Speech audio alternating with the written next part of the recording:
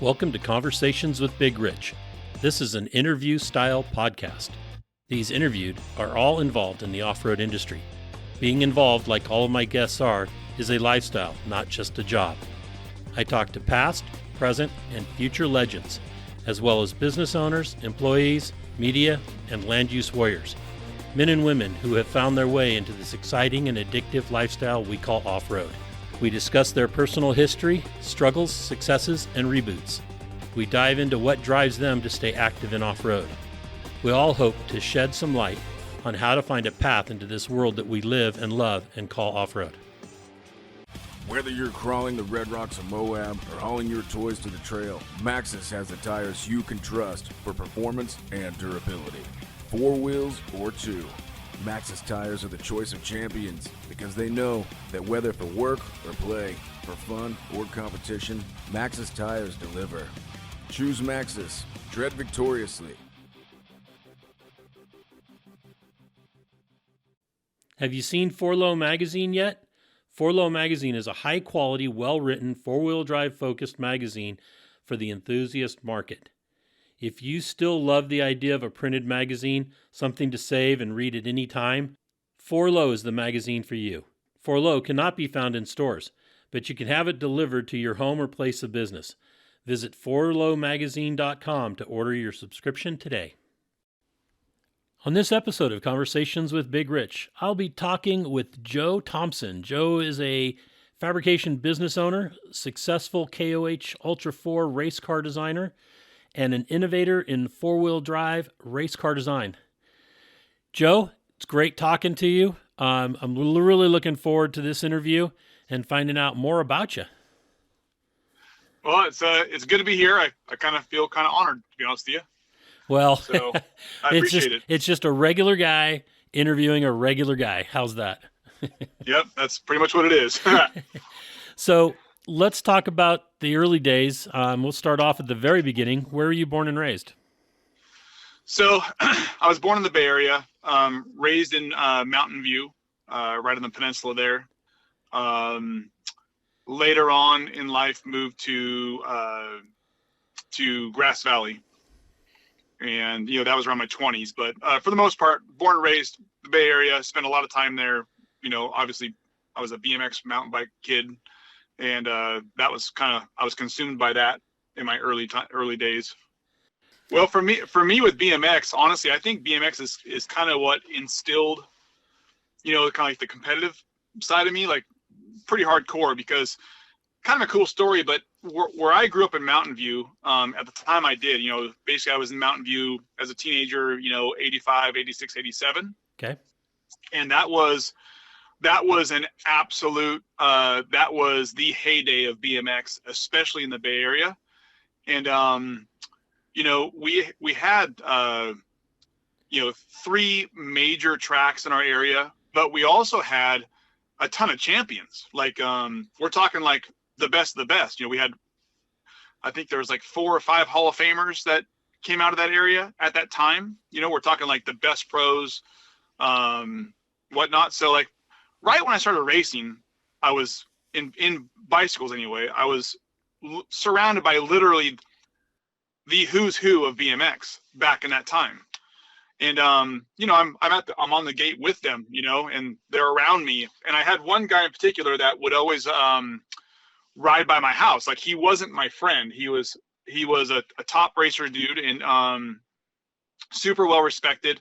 And like, he was a factory rider. He was traveling the country, and he would ride by my house every single day. And I remember when he would ride by, I would think to myself, yeah, there's a badass, like I wanted to be like that, Right. And so I think at an early age, I had that I was competitive in school. Like I did Pop Warner and stuff like that. I've always been competitive, but it wasn't until bikes where I was able to see people around me achieving things. You know what I'm saying? Like they were Right. pushing hard, training hard, and actually achieving goals, championships and goals and number 1 plates and this, that, and the other. And so that was kind of hammered in like early on, and then I started riding with those guys, and then you realize what it takes to actually win, that the preparation and training, that kind of stuff, which applies directly to car racing.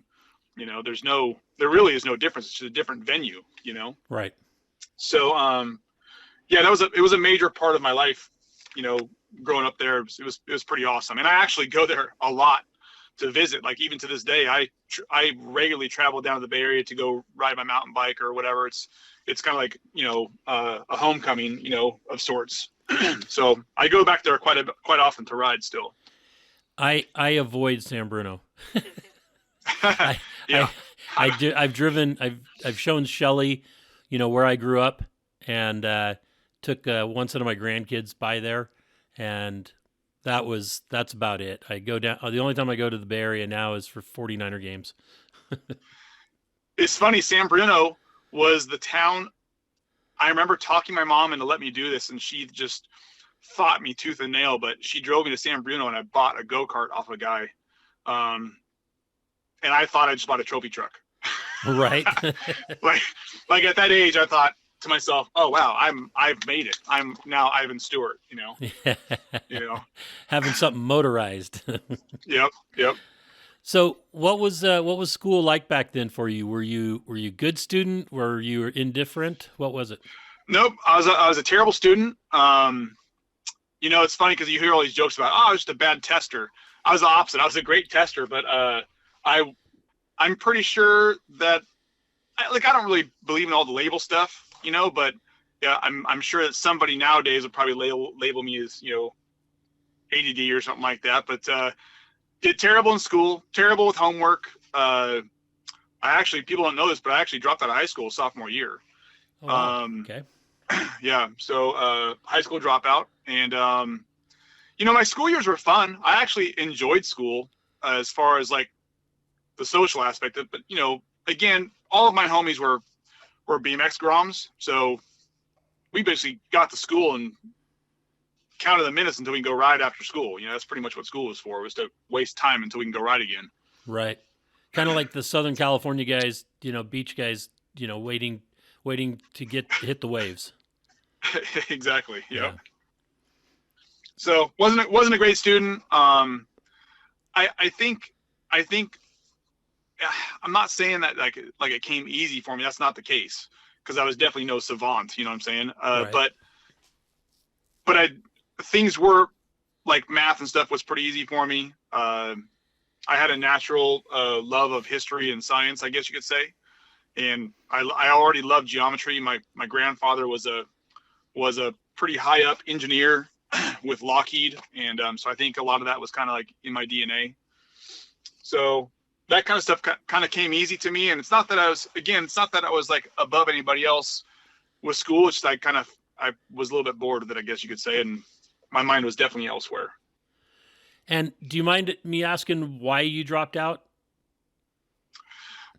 Honestly, it was a couple things. I had, at that time, I was racing BMX a lot. Okay. And I was going to nationals and, whatnot. And I wasn't doing good in school. And, I had a stepfather, and in hindsight, my stepfather and I have always, we rebonded later on in life, but, he was not from the same DNA as me, like he was not a car guy. He was not a mechanic guy. He just didn't get me. You know what I'm saying? Like, we didn't get each other. And actually I got kicked out of the house, okay. But it wasn't because he was bad or I was just a total crappy kid. It's just that he just didn't understand me, and I didn't understand him at all. Like, we were just from different universes, Later on in life, when I became a parent, I learned that that's not that big of a deal. People are just different, and he did the best he could, and and that's that, right? And right. We came together later on in life when I was in my late 20s, and I realized when I was a parent also later on that there's no rule book, there's no guidebook, there's no template to follow, so to speak. So he knew as much as I did in that whole realm of things, but I ended up leaving basically because he and I didn't get along, and I only moved a couple blocks away to my best friend's house, right? Right. Who by the way is still one of my best friends, and he just bought a house here right near me in El Dorado Hills, which is super funny. But and then and that was that, you know. And I just went right to work and kept racing and you know, What just what was the kind work? of followed my. So I worked at it was at the time it was the largest bike shop in California. I think it may have been the largest bike shop in Northern California for sure. I think it was all of California as well. It was a huge shop. They had 2 locations, and they had, you know, they sold a lot. They sold over 9,000 bikes a year, and that's a huge bike Wow. shop. That's unheard of to these days. Like, that doesn't happen anymore.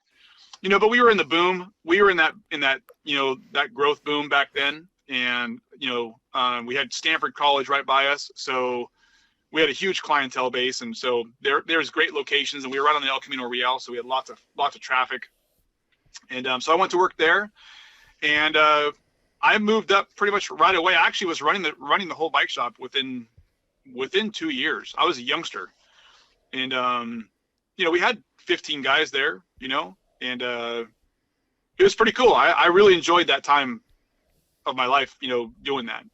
I have always thought that when I am close to retirement again, or if I decide to get out of cars or whatever, I wouldn't be surprised if I opened a bike shop, to be honest with you.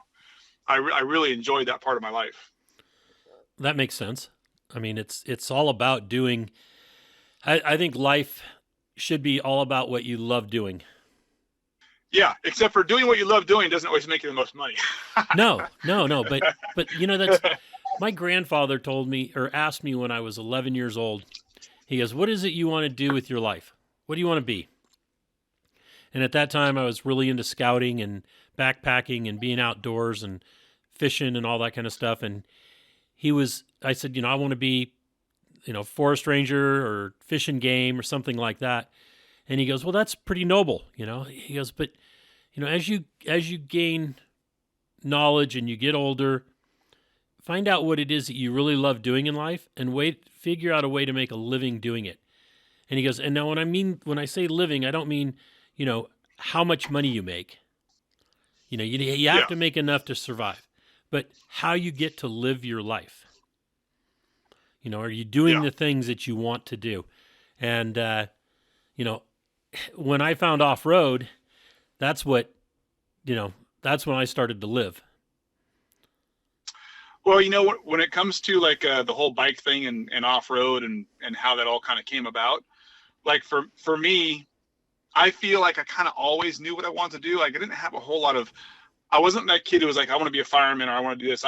I always assumed that I would somehow be in some type of wheel sports. Be it, I actually, in my earliest days, I really thought I was going to be I was going to, you know, build mountain bikes for the rest of my life, you know, like actually build frames. And I did build frames for a while. I built, you know, a few mountain bike frames and some dirt jumper frames and whatnot. But I always knew that I'd be in fabrication or kind of creation in some way. And I always thought it'd be some kind of motorsports. And even when I was a BMX grom, like, I was glued to ESPN, you know, watching the Baja 1000, you know, watching Ivan Stewart. I remember watching that famous clip of Robbie passing Ivan, you know, when Robbie was young, you know. I mean, I remember being glued to the screen watching that and thinking that was just the best thing since sliced bread, you know. So I always knew that I'd be in it in some way, shape, or form. Now, none of my family was in motorsports at all, not a single person. So I wasn't like around it or immersed in it, but I was very aware of it, and I was definitely a fanboy. You know what I'm saying? I loved off-road racing, from the Mickey Thompson Stadium stuff to desert racing. I loved all of it, you know? Right. So yeah, I kind of knew that somehow in some way I would be fabricating, designing, or building something, you know? Right. So from the bike shop, what was the next step? So I worked in the bike shop, obviously, for a long time, up into my 20s, early 20s. And then I had worked on, it's kind of funny now because it's pretty commonplace, but back then I designed a gearbox for mountain bikes. And, you know, so it got rid of the derailleur and whatnot. And it was actually like a actual geared gearbox that went, at the bottom by your crankset. Interesting. And I had worked on that, and I had hooked up with a guy back east, like a machinist guy. And I didn't know any better, man. Remember, I didn't go to college. I was terrible in school, wasn't super structured in that way. And, but I actually was making good money at the bike shop, and I actually had quite a bit of money saved. It's kind of crazy to think that the whole time I was in the bike shop, I actually was making a good wage, and, had a bunch of money saved. And I just kind of jumped in with both feet and moved back to Pennsylvania for about 8 months, trying to see if I can't make my gearbox thing go. And it was a total flop, dude. I failed miserably. Like, I made some parts. I went to Interbike. I showed the gearbox to all the different vendors, and everyone told me I was nuttier than a fruitcake, and I had no idea what I was doing. And, and that's literally what happened. I literally got shunned by everybody. And I was kind of, and I had spent a lot of money. Like, for me back then, I think I was into that trip or that endeavor for about 30 grand. Wow. I remember spending like $20,000 of my own money. Like, we're talking like actual green money, that I had in the bank. Right. And it was, it was all gone, but I did learn a lot, though, meaning I learned at that point in time, in that whole process, that condensed time period, the amount I learned in engineering while doing that was crazy. The guy that I went back to Pennsylvania with, he was incredibly smart, almost too smart, like lack of common sense smart, right? Right. And that was also a learning process, because I saw it. I saw it to myself. I saw him making decisions that were not based in like fact or based in like sound engineering, and so you kind of learn. It was kind of like, my mom calls it my college time. That's what it was. That she's like, just consider that your college fund that you lost. Right. That was the money you spent to go to college, and it really was. I did learn a lot in that time period, and I also, in that time, I had bought my first TIG welder, and I had was fabricating and building parts for my gearbox setup, and then once I came back, I was done. I lost all my money, and I moved right back to Grass Valley instead of going back to the Bay Area. Mainly because I had family there originally, and that's where we always vacationed. And I was always a mountain guy. I love the mountains. I love high mountain lakes. I love rivers. I love fishing, and I love, obviously, mountain biking. And so I landed there and planted roots there at that point in time. Born a Flatlander, but never felt like one. Oh no, when I was in the Bay Area, I swear I was in those mountains, those Santa Cruz mountains, every day. I was never. My first car, by the way, that I bought at the bike shop, yeah. I owned a Myers Manx. I owned two of them, actually. Wow. My very first car was a Myers Manx, and I was literally, and I fabricated my own bike racks for the thing on the roll cage. It had a roll cage on it when I bought it, and I fabbed up my own bike mounts, right? And thought I was a professional fabricator at that moment. And then and I was literally either at the track or the mountains every daylight hour, and that translated over to, when I moved back to Grass Valley, it was, I felt like I was at home. It was a great place to be. Right. And my brother is still there, by the way. My brother Brennan, he still lives there. In Grass Valley? In Grass Valley. Okay. Yeah. Yep. So when you got to Grass Valley, and what was your focus then? So I had, in that time period from the Bay Area to moving to Pennsylvania and whatnot, I by this time I had quite a bit of welding experience, and I think that I was a fairly natural welder. Like, it's came kind of easy for me, I guess you could say. Yeah, you guys that can do that drive me nuts, but yes. It's funny because the welding thing is one of those things. This is the best analogy I can give with welding and who's good and who's not. If you meet someone, right, that can dance really well, right? They just naturally know. Most people people who can dance really well could probably just naturally dance from the very beginning really well. Right. Like I can't dance. I'm horrible, right? Now, if I went to dance school, I could get a lot better. But I would never be like Michael Jackson. Right. You know, because Michael Jackson's just a natural dancer, right? Or was, or whoever. You know, you pick any guy. But it's the same thing with welding. Welding, if you some people just naturally know how to weld and some don't. Some can learn to be better, you know, but you know, I just feel I'm lucky that I was kind of blessed with being able to weld and understand the fundamentals like right away.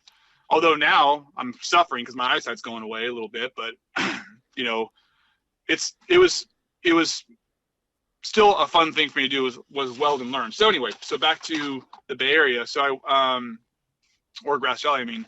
So when I first moved to Grass Valley, I answered an ad when they actually had ads in the newspaper, you know. When they actually had newspapers? Yeah. And it was so funny because the ad said, TIG welder must be good. It's exactly what it said. And it had a phone number. And I'm like, you know, well, I'll give it a shot, you know. So I called the guy up, and to this day, he and I are still friends. And he and Brendan, my brother, are super tight as well. I call him up. He answered the phone. I said, yeah, I'm calling about your TIG welding position. And he goes, are you any good? And he said it with a tone of like, don't waste my time. And I was like, well, I've been told I have a good hand. You know, I mean, I think I'm pretty good. I'd like to at least try. He goes, okay, come on down. That's exactly how he said it too, with a hesitancy of like, I really don't want to have my time wasted, you know? So I got there and the luck of the welding gods, you know, were shining down on me that day because I laid down some good heaters, and he hired me on the spot, and I worked for him for about 8 years. And he was building custom shaped, custom formed, custom sized Harley gas tanks. So the whole chopper craze that was happening back then, right? He was on the leading edge. He built tanks for everybody. We built all of Jesse James' original tanks.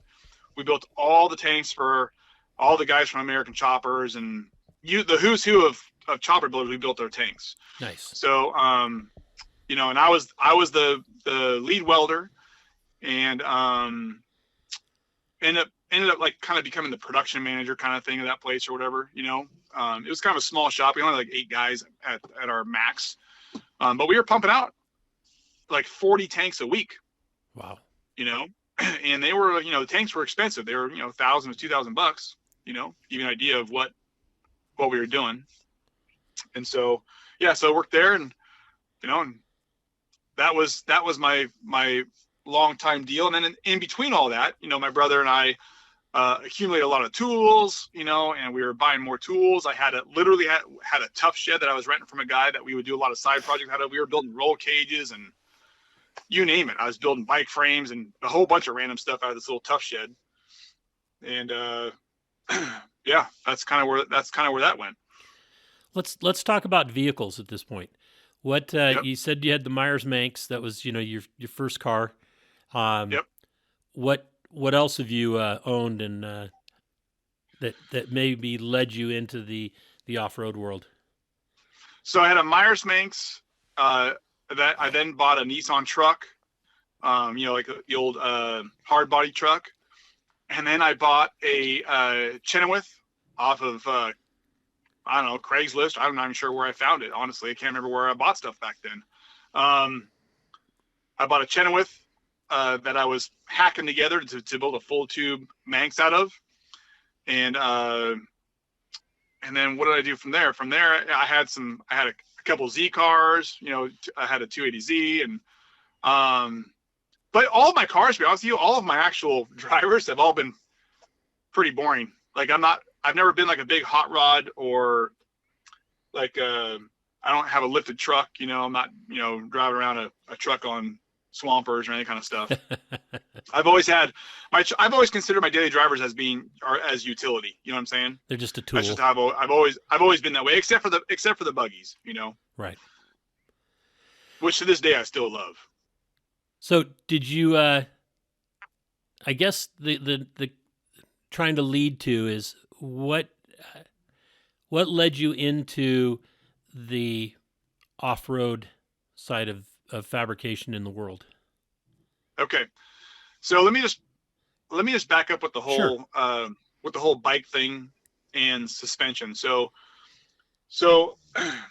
I've been maybe a little bit bland here with this, but like I've definitely, I mentioned I wasn't very good in school, but I definitely was a reader.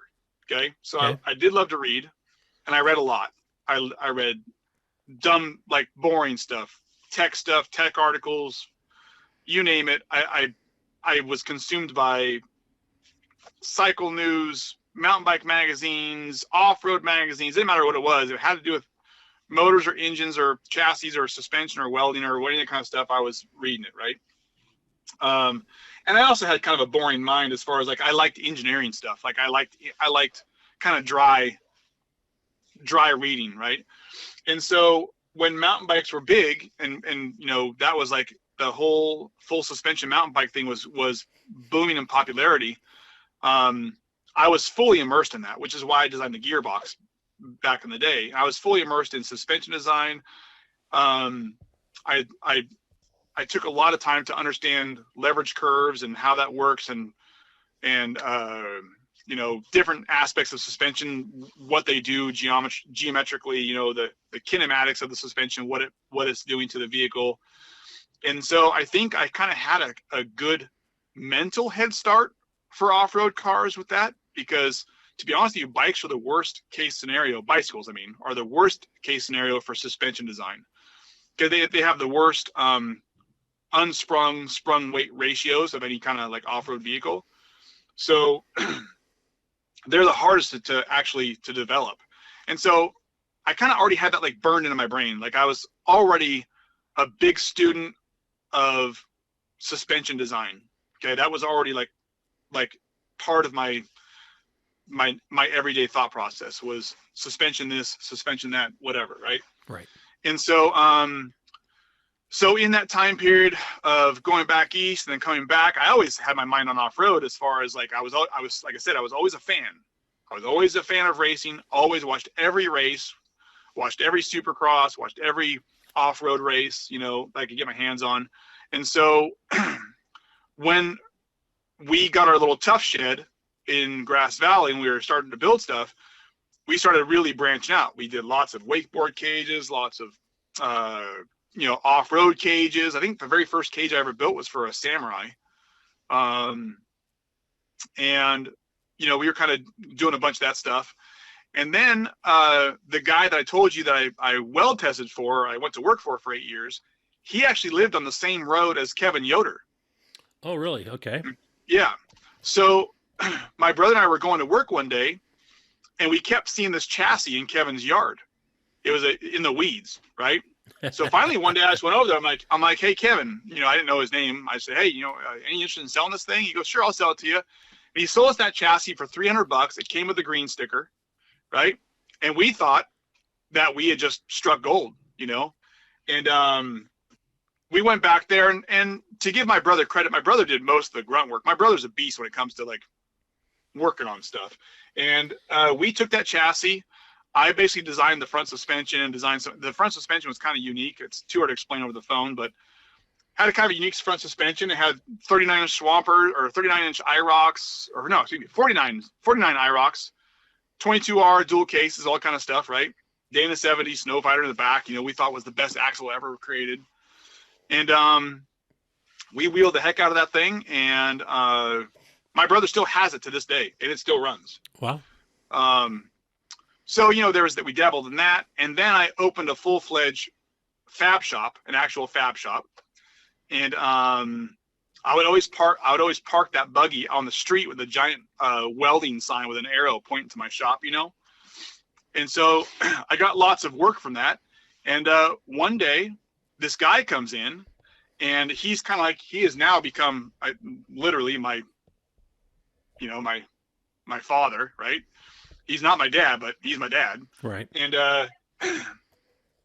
that guy comes in the shop, and I remember him walking through the door, just cocky as shit. And he goes, hey, can you weld aluminum? I said, yeah. And just like my old boss, he goes, are you any good at it? I'm like, yeah. He's like, okay, I want you to build me a gas tank. I said, okay. He said, I'll be back tomorrow. That's exactly how he talked to me. You know, he still does to this day talk to me that way. And so he shows up the next day with his rock crawler. And it turns out that he was part of that whole Rat Pack crawling crew, you know, Walker Evans and him and the Currys and all those guys, they all wheeled together. And I built him a fuel tank, and it turned out really nice. He was super happy with it, and kind of snowballed from there. He took me to my first trip ever going to Hammers. So I went with him. We went wheeling Hammers, and Highway 20, by the way, I think he named it. Okay.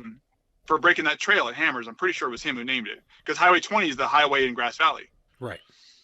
And so took me my first trip wheeling to Hammers. I had a great time. I loved driving. You know, I had a really good time driving there, and I felt like I was kind of like a not a natural, but I'm saying like I enjoyed driving. It was fun to do, and I was competent. You know what I'm saying? I wasn't like a rock star, but I was competent. So then some time went by, and I was very active on Pirate, and I was working on some suspension stuff. I was working on some IFS stuff. This is when Shannon built his first IFS car, and I was, you know, kind of like really diving into that whole thing, right? But I didn't have a rig, and I didn't have anyone that had ever built a car for or anything, right? And I ended up, he knew Rick Mooneyham. Okay. This guy Doug that had me building the gas tank. And it's Doug who? Doug McBurney. Okay. And so Doug knew Rick, and Rick was looking for someone to buy a seat in his TTF car for Vegas to Reno the long way. All right. Back in, I don't know what year that was. 2000? Was it 2000? I can't remember what year that was. But anyway, Vegas to Reno the long way. That's when Dave Cole did it in his IFS car that what's his name built for him. So like more like 2010. Yeah, you're right. 2010. Sorry, 2010. And so I paid for the seat. I talked to Rick. Rick lets me, you know, I drive, and I actually did pretty good driving. We were holding our own. We did. I think I did pretty good. They said I did good. We did break a knuckle on the car. Had nothing to do with any of us. Just was a normal racing break, right? Right. And from there, I get a phone call from Rick, like a month later, and he's like, "Hey, I just finished a car for somebody, and he wants to race Hammers. He wants a co-driver." And I told him about you. Do you want to co-drive for this guy? And I said, "Hell yeah!" Right? And that was Les Figueroa. Oh, okay.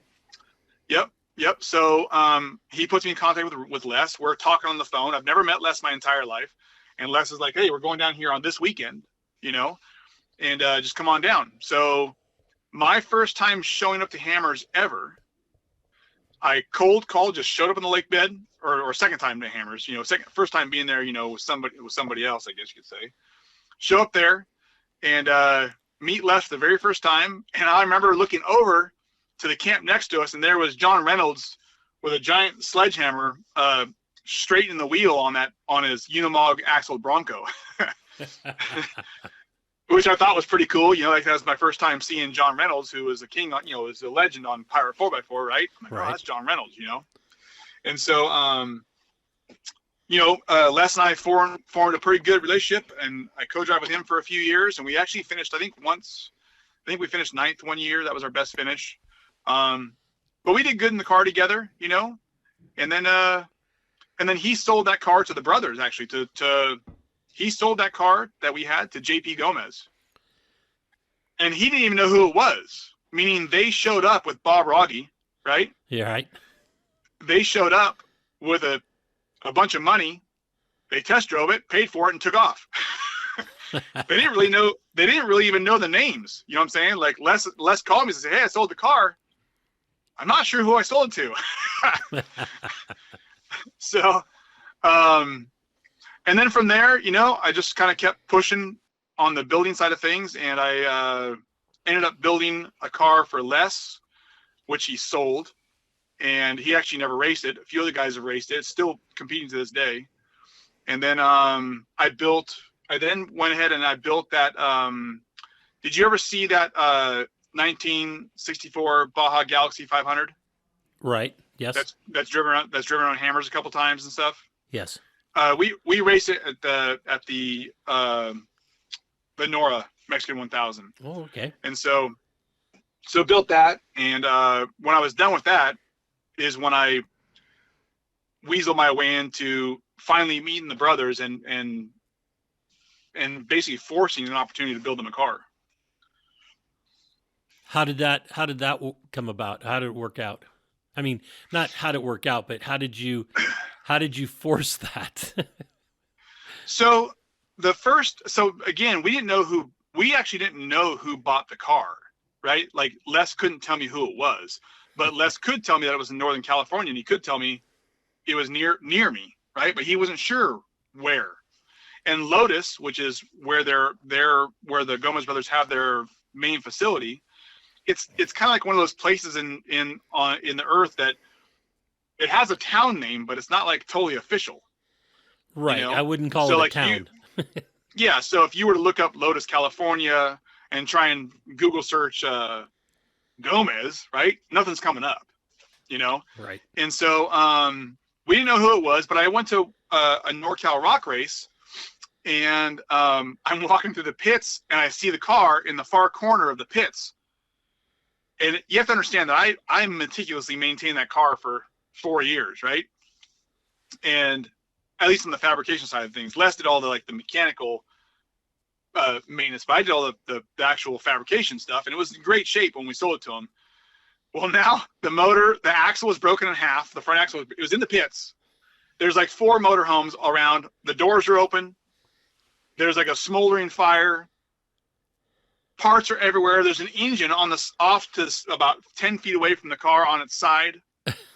Front axle was broken in half. And I was like, literally, I'm like, what in the hell happened to this car? Right? It got Gomez'd.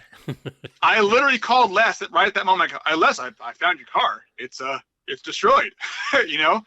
And so never saw those guys. I never saw them at the race ever. Like, I never saw them come back. No one ever showed up at the pits. It turns out that Jim Kearns was down at Pick and Pull grabbing a motor for it, right?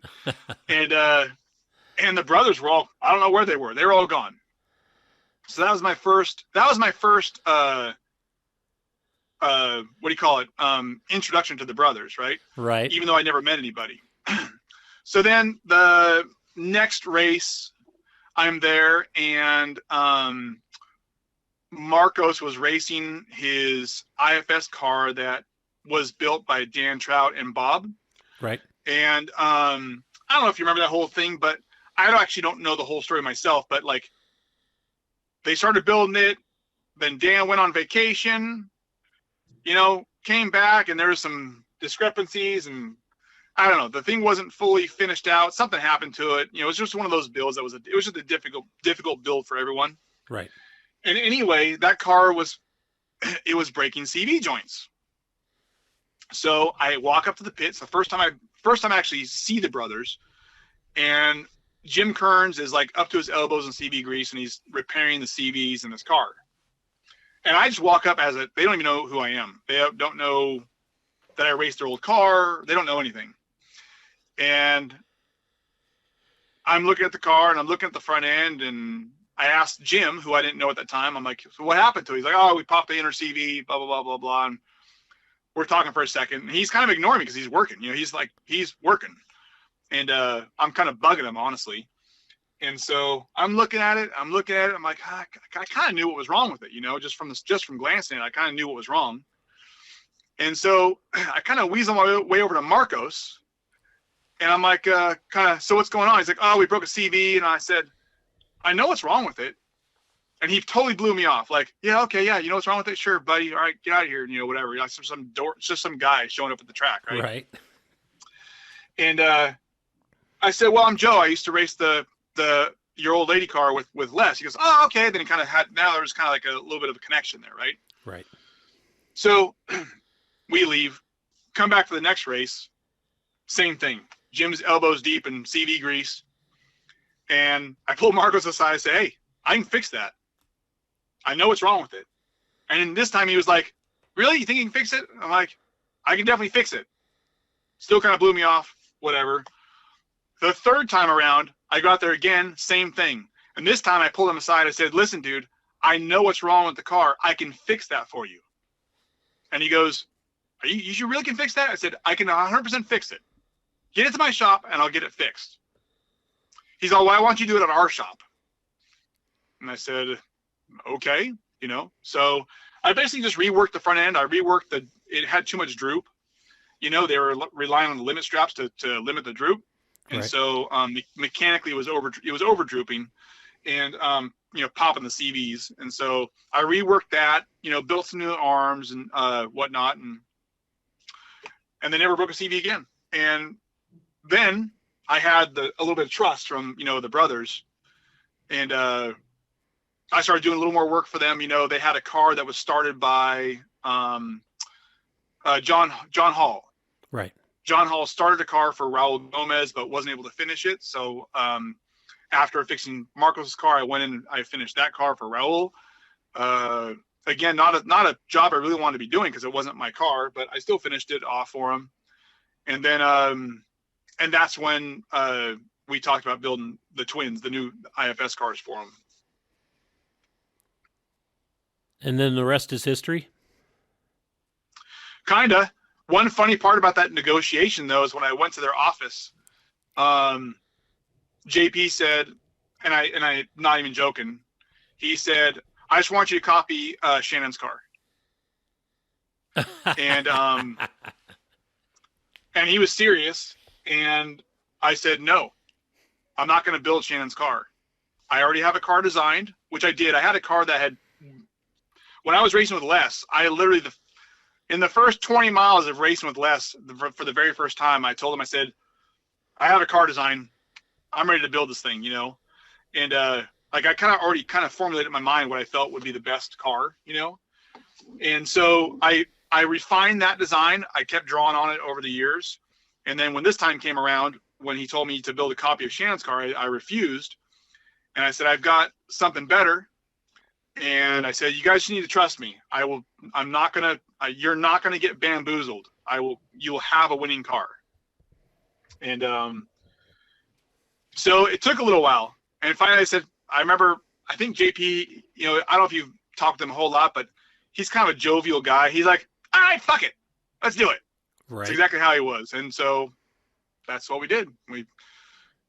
I built them. I made no money on the cars, built them in my garage. And, you know, that was that. And that's that was how that was with your business was UFO? So I didn't have any business name at that point in time. Okay. I was just me. Yeah. I had no business name. I had sold the other fab business. I had moved on from that. And so it was just me working on my garage, my home shop. And yeah, no business name at that point in time. I didn't name it UFO until, you know, I mean, halfway into JP's car. Okay. And how did the name come about? So I had already owned the name. Okay. So I wasn't sold on that name originally. Okay. But I had already owned the .com name. I actually was kind of like a incessant .com buying kind of guy. Like I actually owned quite a few names of things that I wanted to build or things I liked. So I would like buy the domain and kind of set it aside, right? In case I could make something happen. And so I always liked the name UFO mainly because, you know, it's not a Jeep. You know, it's nothing against Jeeps. It's just that I'm not really it's not that I'm against Jeeps or Broncos for that matter, that kind of stuff, but I'm more of a purpose-built guy. So like when you design a car, it's all about the bones and the performance first. And then the aesthetics are last, right? Right. So when you build in that manner, things tend to look a little different than what maybe the standard norms are, right? And so because I wasn't building a Jeep, you know, and I wasn't building something that was dressed up to look pretty, I thought, you know, UFO is a perfect name because it's It's a fast car. Doesn't look like anything else. It's kind of an alien, right? It's not of the normal cut and cloth, and so that's where it came from. Okay. And then also, kind of funny story, and because I get asked this all the time, so I figured it'd be good to clear it up with you anyway. Is John Reynolds had built that car on Pirate, and he had called it that one he built for who did he build that car for? That original IFS car. Do you know? I forget the guy's name. Was it? It's not it's not the IFSR. No. No. So John Reynolds built the IFS car for that racer who raced it a couple of times. Anyway, the company, his racing team was called UFO Racing, and John Reynolds titled the Pirate 4x4 thread as the UFO build. Oh. Right? Yeah, and so. But I had already owned the domain name at that point in time. So it was just one of those things. So when that all and I kind of kept it quiet. Like I owned the domain. I didn't really care. It wasn't like I was trying to like title do anything with it at that point in time. And so when I actually ended up building the car for JP, and I decided I was going to name it that, I actually messaged John Reynolds first. I said, hey, listen, I know you guys aren't racing anymore. I know you're not pursuing it. I know it's not like your company name. Are you guys gonna have any issue with me taking this name and running with it? Because I already own the domain name. I already own the .com name before they even started their build thread. And he's like, dude, he's not racing anymore. I don't have any rights to it. Go for it, right? And so I got Reynolds' blessing to not. I didn't want to create any waves because he was, he's a badass. He's a legend. You know what I'm saying? Right. Absolutely. And so I didn't want to start off pissing people off, right? And things were small enough back then that people didn't really know. There wasn't a whole lot of outwardly exposure for all the car names and whatnot, except for like Jimmy's. Jimmy's obviously had a big, a big name back then. Right. So anyway, that's how the name came about, and that's the confusion clear up, because sometimes I get asked that, by guys that, hey, did you build this car or whatever? I'm like, no, that actually was a John Reynolds built car. It was called the UFO build, and I'm always explaining myself, that whole situation. But and that car, by the way, was super awesome. That was a groundbreaking car in itself. Yeah, I don't remember specifically that car. The one that I remember early was the one that Rick Dermo's car that was full four-wheel drive four-wheel independent that he and Randy had built. And and honestly, credit to Jimmy's 4x4 on that one, because that car, when you look at it, if you were to go back in time and look at that car right now, how tightly they packaged that car and how well they packaged it is really impressive, even by today's standards. You know what I'm saying? Right. They did their own stuff. They figured it out. That was a really cool car. That was a neat car. I don't think it really got the credit it deserved as far as breaking ground in the XRRA world or whatever, and right. just being a really neat, well thought out car. It was pretty cool.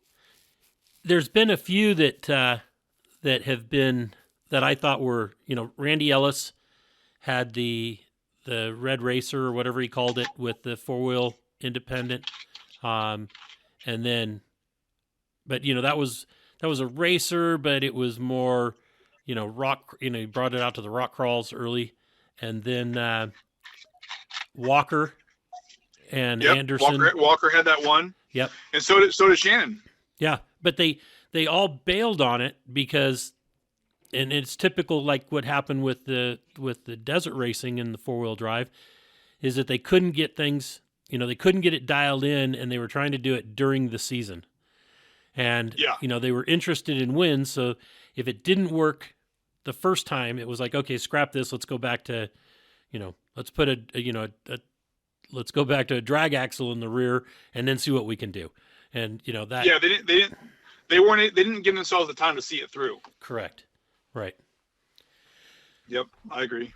So with now that you're UFO, you're building cars out of your garage in Grass Valley area, which I came up to Yep. because you were working on Jaron's car when Yep. I met you the first time, and Yep. did that for the magazine, the thing, and then you end up teaming up with the Gomez's even farther, a bigger relationship, and you move out of Grass Valley and you come into El Dorado County, and you're working at in Lotus there, or I guess that's a Lotus address.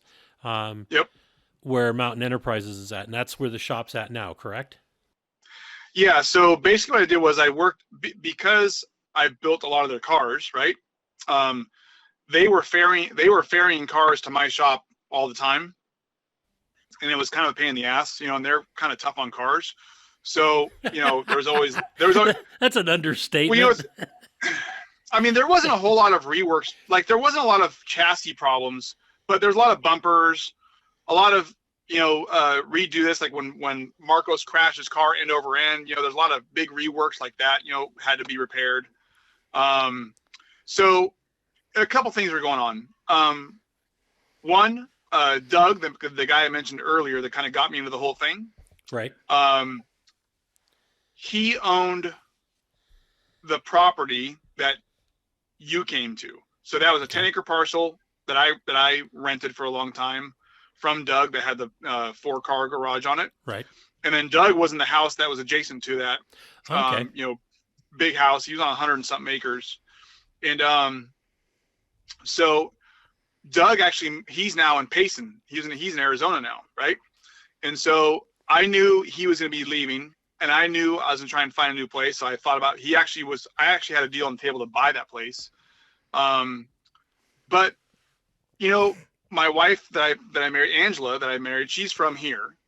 She's local to Coloma, Lotus area, and so she already had family here.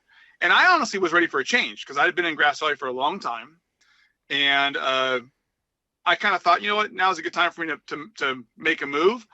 And to be honest with you, Grass Valley was getting a little bit bigger than I liked. Like just a little too much.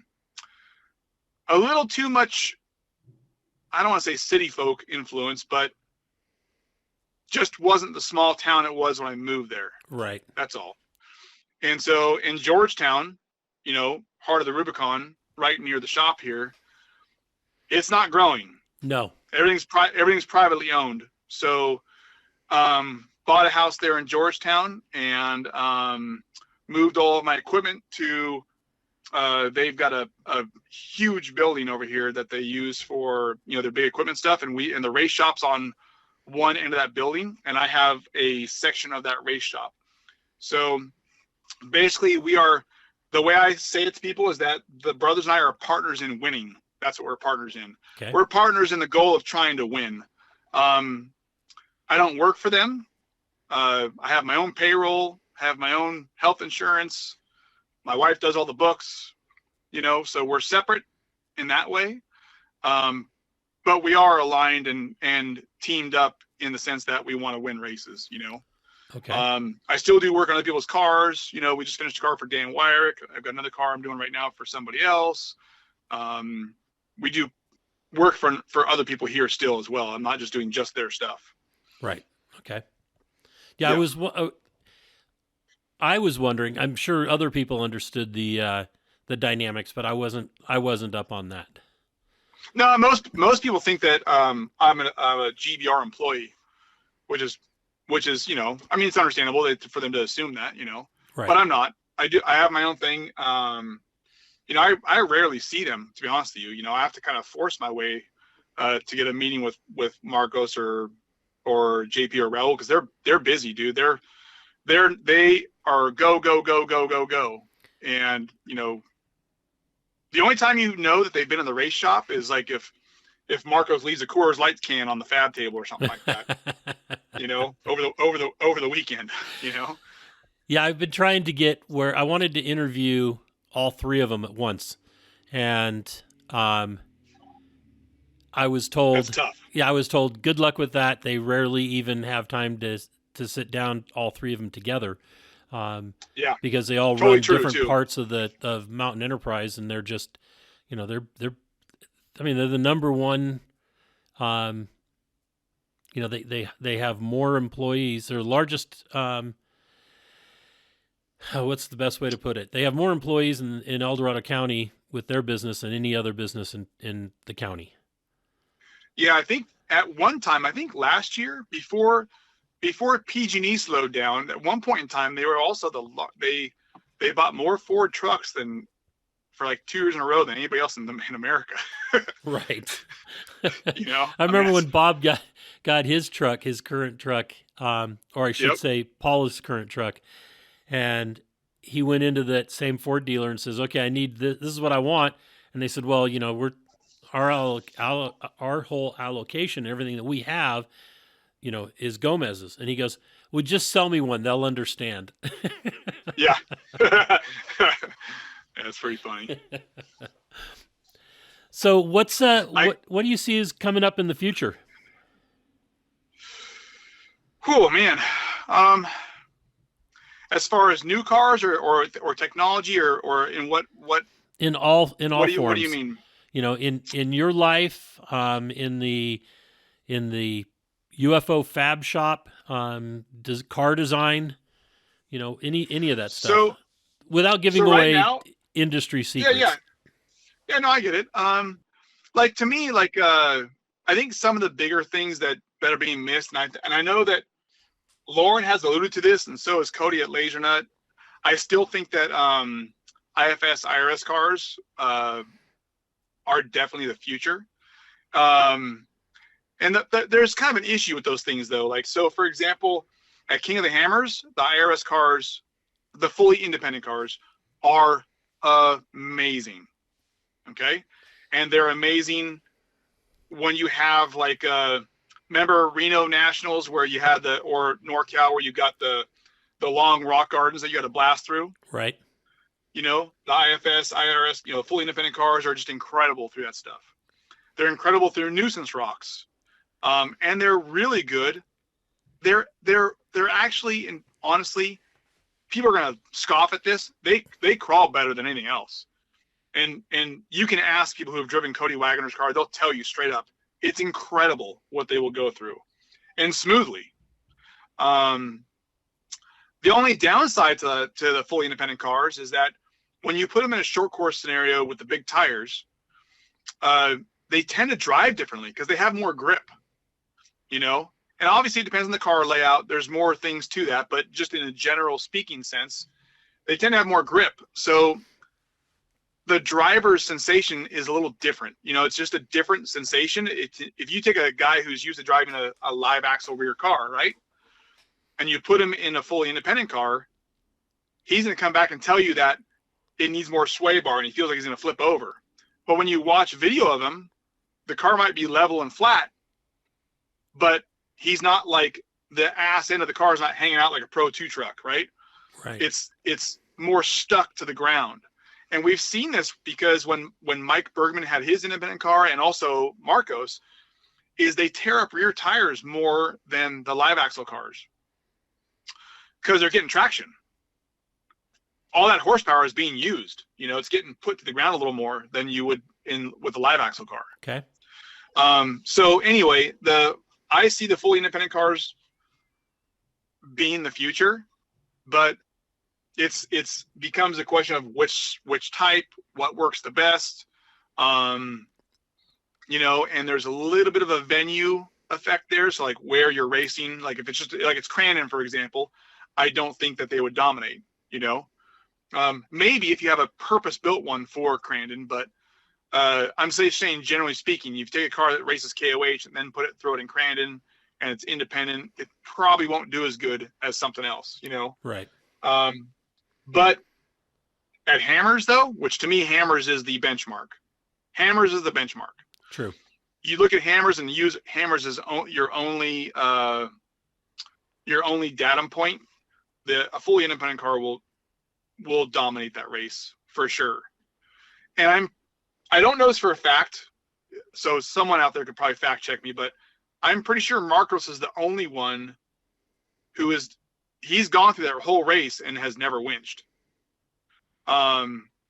He has winched before. I'm saying that he has completed the race before and has never pulled a winch line and has made it through every single obstacle without winching or without help. So, and that's in a fully independent car. I don't know who else has done that. I'm sure it's been done. I just don't know who else has done it. Right. So they wheel amazing. So I think the fully independent cars are there, and also it's drivetrain technology. The drivetrain stuff, transmissions, like you see Lauren playing with the manual. You see guys like Tommy Dykstra's got a new car being built by Triton that has a sprag. It's like a carrier bearing / sprag assembly. I know that I'm pretty sure Paul Herschel has had a sprag set up in his car. I think Lauren had one in the fully independent car for a while as well, I think. But those things have proven not to hold up. So there's still progression happening. You know what I'm saying? We're not there yet, but there's progression happening in the drivetrain area. Because that is our weakest link. When you look at an Ultra 4 car, they're kind of like almost high-end tractors in some ways, you know, like, and I hate to downplay what we've done, but you know, we have a lot of custom drivetrain parts in our cars, but they're still very simple. You know, our T cases are basic. You know, the drivetrain is beef. Everything's locked up. You know, everything's got there's no selectable transfer case. They're pretty rudimentary when you think of them from that standpoint. But the key is they finish races. Right. That's the key.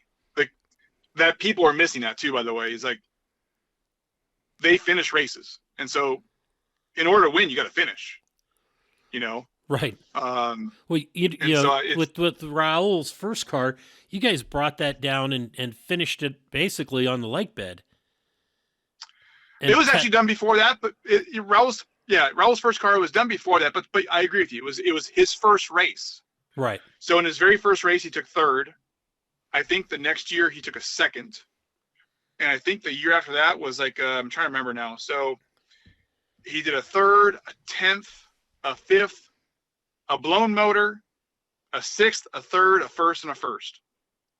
Right. So from 2016 till now, he's completed every hammers in the top 10 except for one. You know, so, and it wasn't really had anything to do with the car or the drivetrain. It was just he lost a motor. And the brothers drive. They drive to win.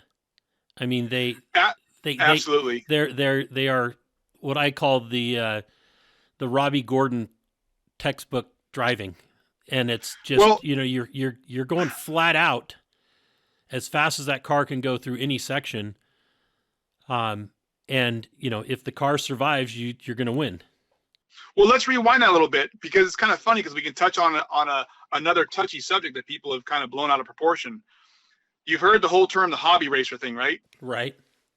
Okay. Well, that was a term that was used by Vaughn in a positive way, right? He was working with some of the up and coming, racers, and I think he was given a speech and used the term hobby racer, right? And now that's kind of been like taken out of context, and people have been using it kind of a little bit in a derogatory sense, like they're making fun of Lauren and Vaughn about it, and it's kind of a messed up way to twist the words a little bit. But the reality is the brothers, people are going to laugh when they hear this, but they are hobby racers. Okay. Right. And yes, they've won hammers, and yes, they've won some races, right? And yes, they've won some money. So technically you could say that they are professionals, right? But the reality is their day job, which is consumed for those guys, 12, 14 hour, whatever days they're doing, right? That's what they're doing every day. When they get back from the races, they aren't even thinking about race cars. Their race cars are completely off their mind. They are 100% focused on work, right? Right. So when they get to the races, this goes back to your earlier point though. When they get to the races, that is their time to cut loose. That's their party time. You know, they all have families. They're all responsible, you know, with their home life and that kind of stuff, right? But the racing is their one outlet where they can just go balls to the walls, let it all hang out, and go for it. And when you look at the three of them, Marcos is the premier example of that. When he's here in the office, like getting to meet with him is like next to impossible, right? And he's just work. Then when it's race day, it's all race, and that's it. And then, you know, and then you've got JP, who's the same way, but he's more of a wheelman. JP's like more of the killer assassin, under pressure, getting, you know, the fastest qualifying time, fastest lap, you know, leading the race. He's that guy. Then you've got Raul, who's the long game guy, right? He's the conservative one, but which also makes him a great KOH driver, by the way. Right. He's the conservative one who doesn't go crazy out there. But the reality is they're all doing it as an outlet. It's a part-time outlet. It has nothing to do with their profession, you know? Right. I think the only guys who are really doing it professionally would be Vaughn and Lauren, maybe. I don't know. Is Brad Level making money from racing? I know he's definitely professional. He's definitely a professional, right? Yeah. But I'm not sure if that's all consuming. I mean, that's part. Yeah. His work with Ford is his job, and that's racing. Yep, exactly. Yeah. So that's a professional. You know, Lauren's a professional, Vaughn's a professional, but pretty much everyone else is out there just having fun. You know. Right. So anyway. I can understand why that was misunderstood, and some people take it the wrong way. It was like when the term rock donkey with Pete was first. I can remember standing around the fire bed or the fire pit in at the lake bed, and Pete was racing there that weekend or that week. It wasn't even a full 2 weeks then. It was just a week, and we're all standing around the lake bed and the fire, and he goes, "You guys just want to be like me," and there was so many guys they all took that wrong, and they were just like up in arms right away. And I said, no, Pete, you said that wrong. You said that wrong. And, you know, because Pete and I were friends. And so I said, you know, I tried to explain to everybody what Pete meant was you all wanted to be able to race trophy trucks. But this is where you're racing. You guys are rock donkeys because you're racing rocks. And, you know, he calls Cameron Steele a donkey, you know. Right. You know, that was his term, and we just happened to be rock donkeys, and you know, of course, we all took that to the next level, and you know, the stickers, and it was rock donkey racing and all that when we started, you know, and Schaefer and Lance and all those guys, you know, started racing down there in Baja, but it was, you know, the term was misunderstood, or the what Pete was trying to put across is you want to be like me. No, you want to be like a trophy truck driver. Everybody wants to race at that highest level. Yep. You know, and Pete was misunderstood that way. Most everybody realized it later on. But you know, that's a guy that's going to be missed. I don't know if you ever got a chance to meet him, but he was. I did. He was an interesting individual. Yep, very outspoken, and he was pretty close to being on point a lot of the time. You know, he wasn't always on point, but he had a pretty good track record. Right, and he didn't. One thing, at least in the desert world, is that he may have been the most underfunded trophy truck team out there.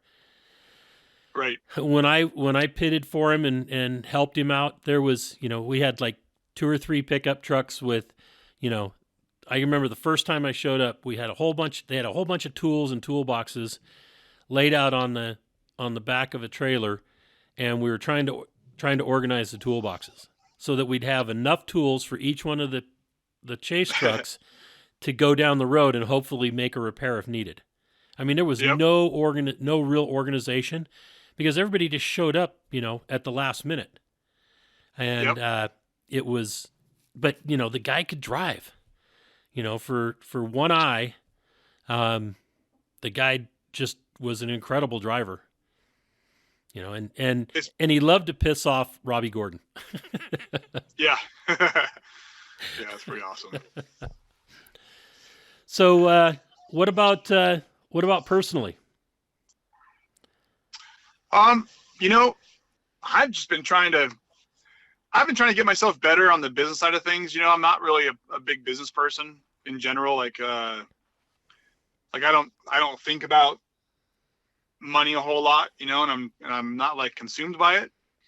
But I do know that getting things on a more professional plane in that sense is important. And so we've been doing work there. The wife has really gone through and like fixed a lot of stuff with our books and made my billing out a little better. And I would like to get some production stuff going in the future. But the problem is it doesn't interest me very much. So if it's not an interest, it's hard for me to like put the energy in there. Right. But I do know that there's a lot of stuff that people have asked for from us that I haven't produced, and if I did, it'd probably help a lot of people out and it'd make some extra income, that kind of stuff. But that's an area that I'd like to improve, for myself, or for the company and for the guys. Just to get a little more like a residual income coming in besides just the cars.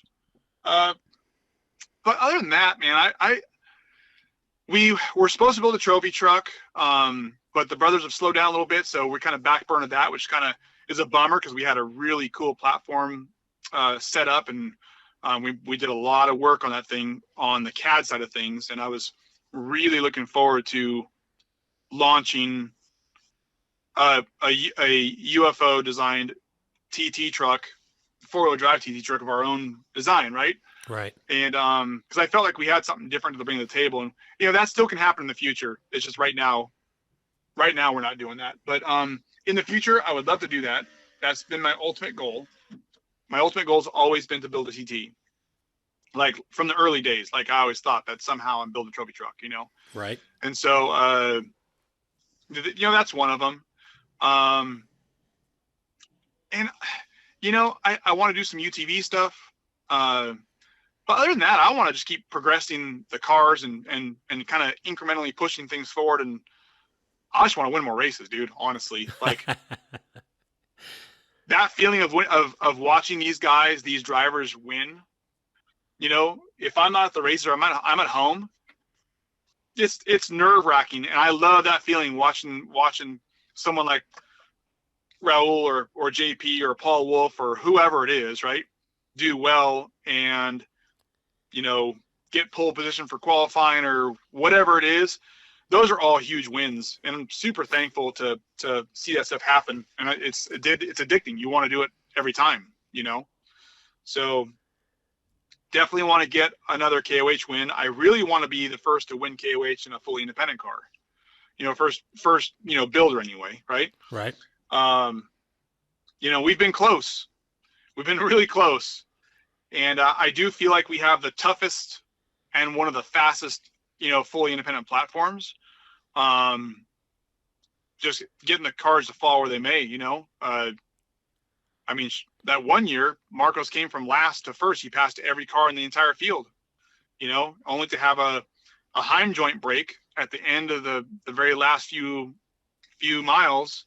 And he'll tell you it was his fault. He said he nosed it in really heavy into a ditch and he knew he hurt it. And then the U joint finally, or the Heim joint finally gave it up just a couple miles from the finish. And when he hit another G out, and that's that, right? Right. But I do feel that he has the ability to win that race if luck goes his way. By the way, that race, when he did that, when he passed every car, started from last or whatever, I think he got 10 flats. He came into the pits one time with 3 flats at once. He was pushing. He is relentless with that car. Right. So pretty impressive. But I just want to win, man. That's all there really is to it. I mean, I know it sounds like a really simplistic and boring thing or boring goal, but I just want to see the cars be on the podium all, from any of the drivers, by the way. Like, I like to see Paul Wolf do well. I like to see Raul do well, and all the brothers. My brother, I really want to see my brother do well. Honestly, I think he's really coming into his own as a driver right now. He's getting way more comfortable in the car, and he's coming into his own, like, confidence wise. You know what I mean? Right. He's starting to believe in himself as far as the driver is concerned. So I know I'm really hoping that he can put something together. I'd love to see him get a top 5 finish at Hammers. That'd be amazing. Be a super proud moment. Watching him do that. So that's all I really have, man. I don't really have a whole bunch of other stuff other than to ride my mountain bike as much as possible. There you go. I'm getting old. Keep in shape. Yeah. I'm fighting that right now. So it's oh yeah, me too. My back's jacked up, and if I don't ride, it tightens up instantly, which a couple days, and I'm limping around like an old man. And as soon as I get on the bike and ride a little bit, I feel great. I just got to keep moving. That's all there is to it. Yep, movement is very, very important. There is one other thing I thought would be kind of interesting to touch on. I don't know if we have time for this. Absolutely, we always have time. Yep. There's a couple things that I think are important, and I'm not sure. I'll probably get heat for this, and I think it's an important thing to touch on because it affects the sport, and that is the whole.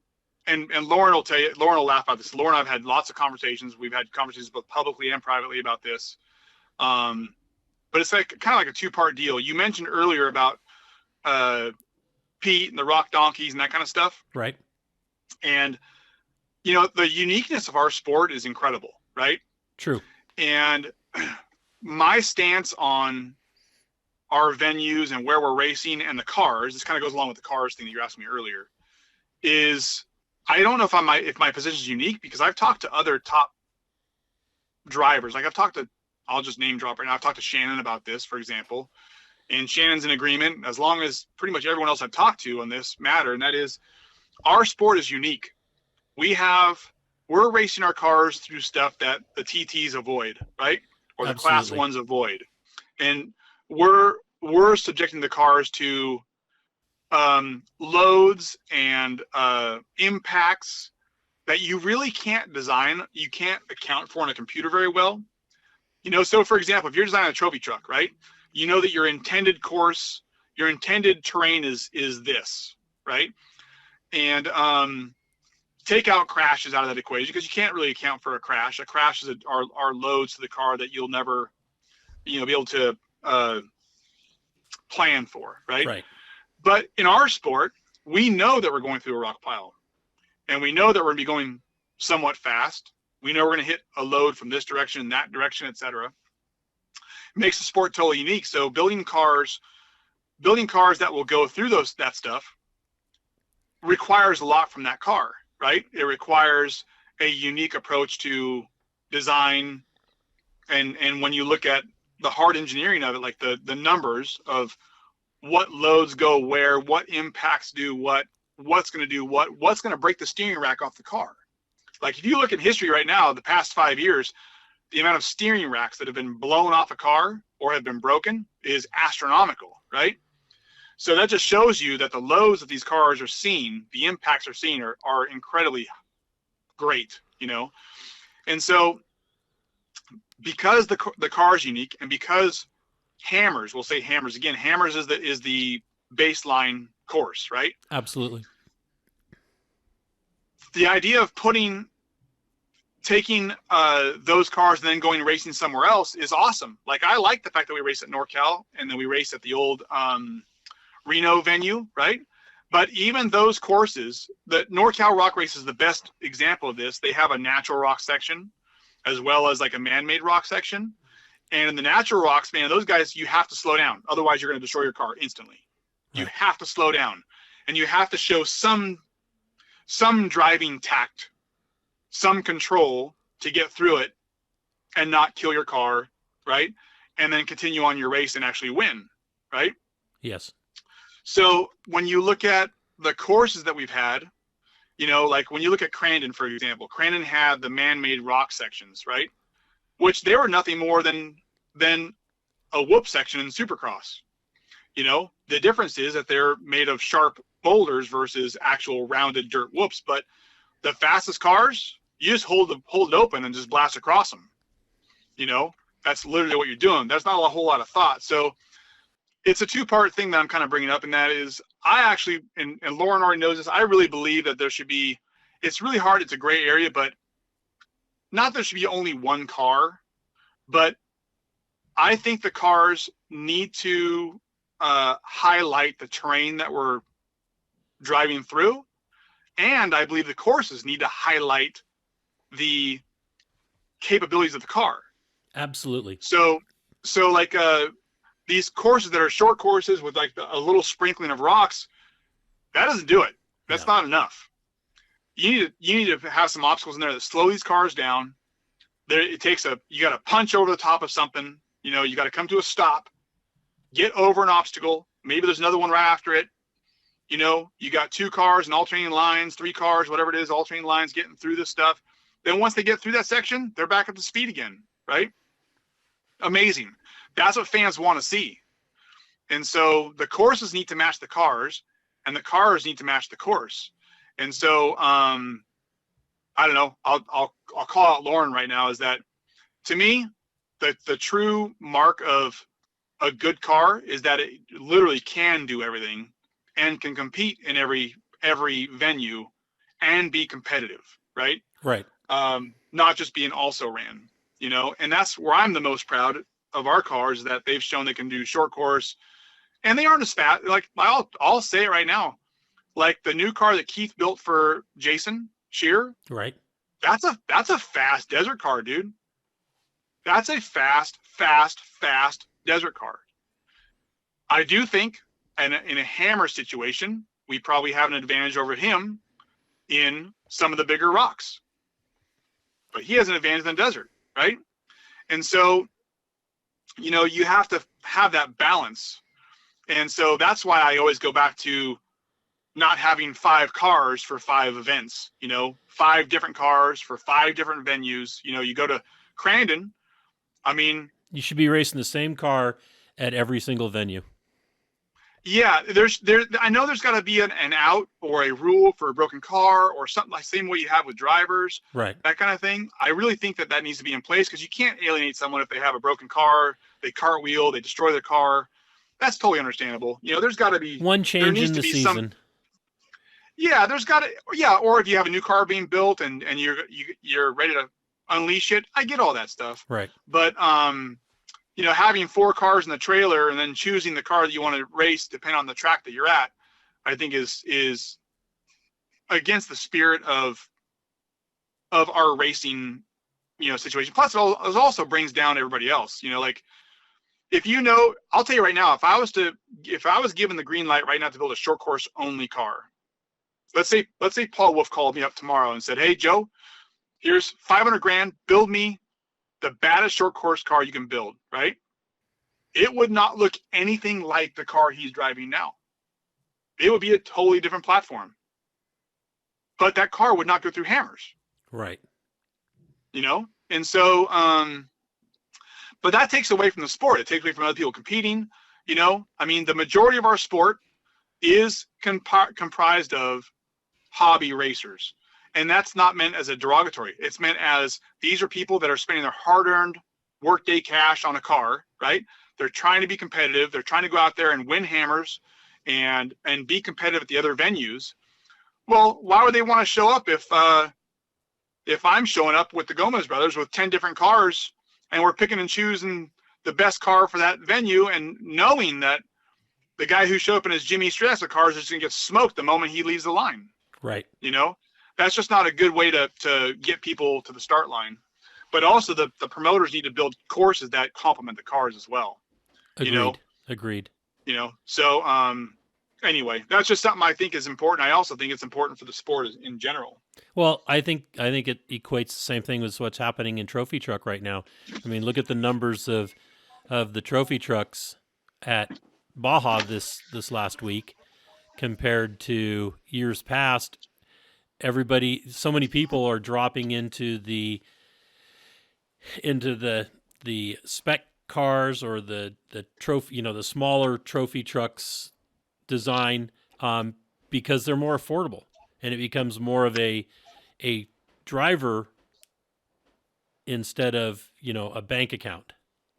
Yeah, so I actually don't know the answer to this question, but in Spec TT you cannot run 4-wheel drive, correct? No 4-wheel drive in Spec TT. I believe that's the case. I don't know. I don't know that for sure.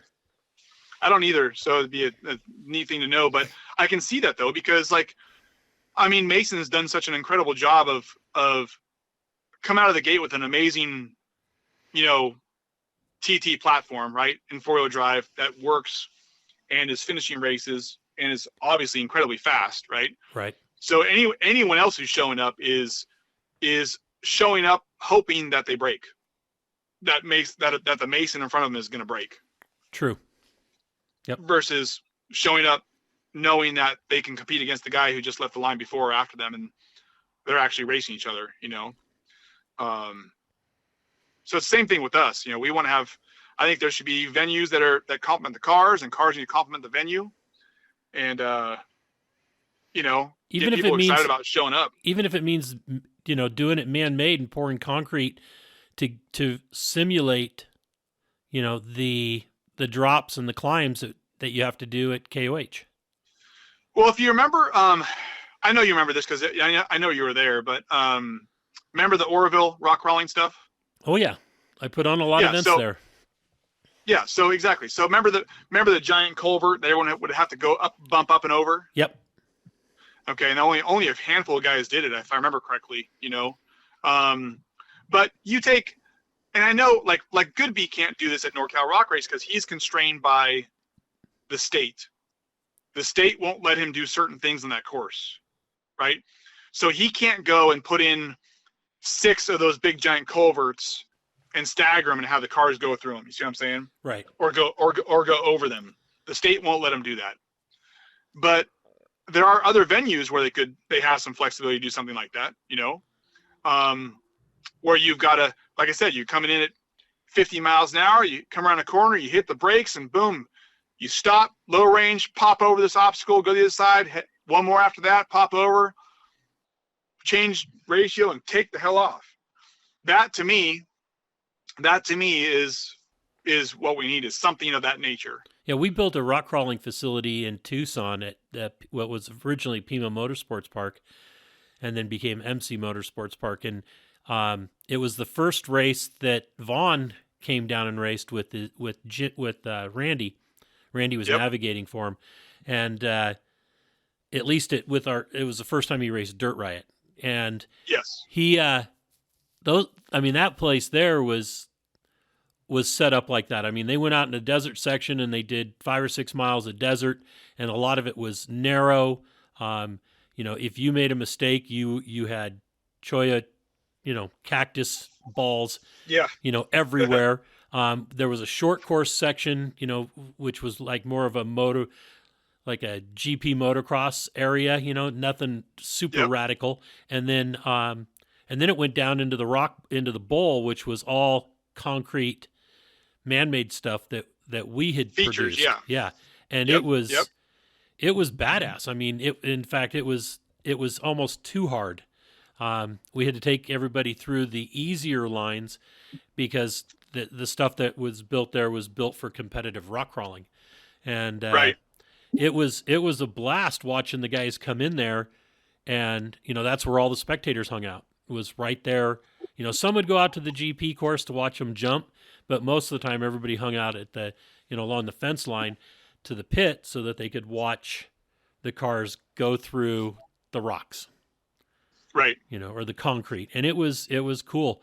And so if anybody is out there is listening and agrees with this and has a piece of property and wants to race course, or has a race organization that needs some concrete work design and wants to do it right, I know some people available to do that. That'd be amazing. I do think, and the reason I think this is a big topic is because everyone keeps talking about like building the sport and getting more sponsors and that kind of stuff. I think that the one thing that makes the sport unique needs to be magnified and highlighted and propped up for everyone to see, Agree. Because it differ. There is no other motorsport on the planet that I know of that has cars going through the same type of stuff or the same variety of terrain like the Ultra 4 cars are doing. Well, and to me, that says something. It's obvious you don't see crowds out at KOH at the lake beds where guys are hitting 130 miles an hour. Where do you see the crowds? This was even back in the old days where you could go anywhere, and stand right on the side of the race course. Cade Rod made this point. Yeah, Cade Rod made this point on one of his podcasts a couple podcasts ago, and he's spot on. Is that you have to bring back that element of Wild West.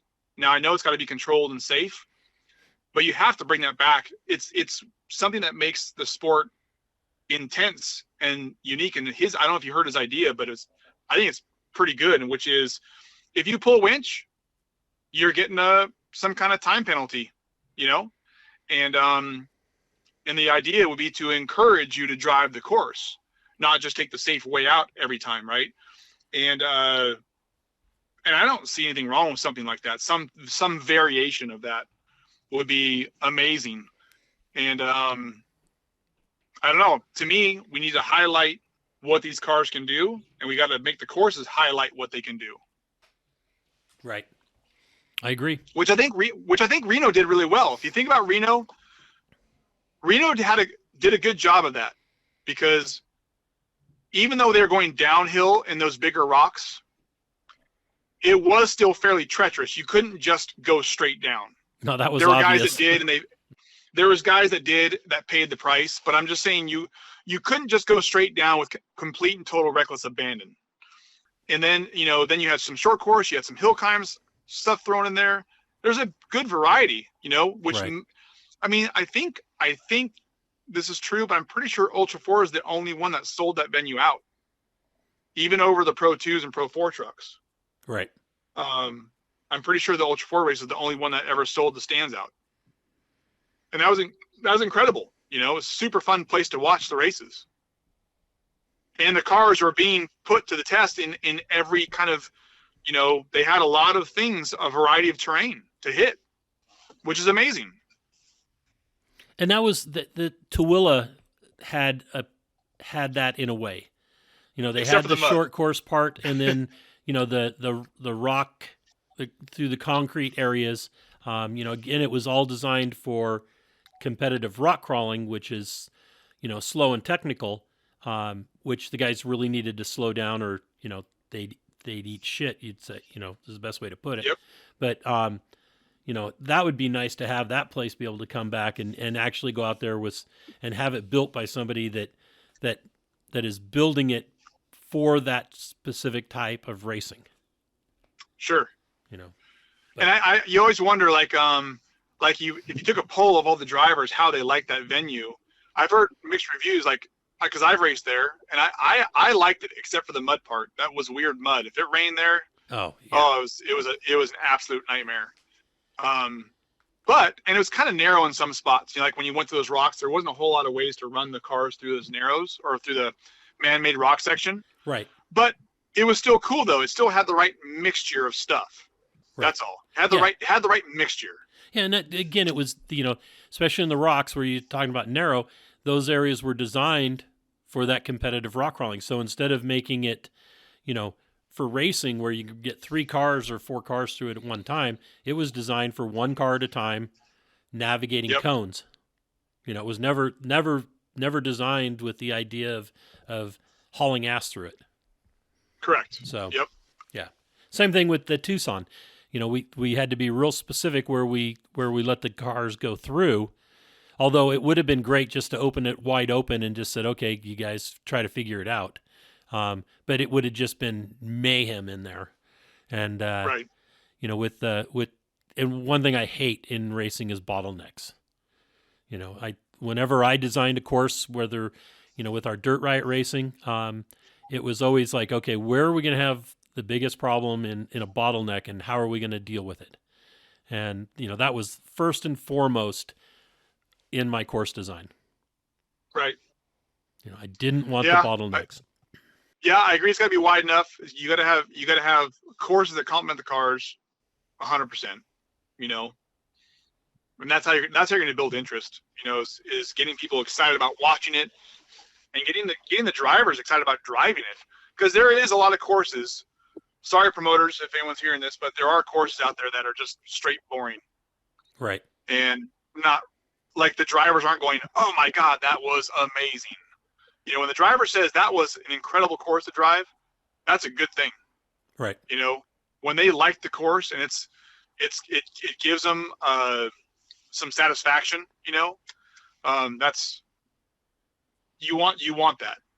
I mean, Reno had that, and I think NorCal has that.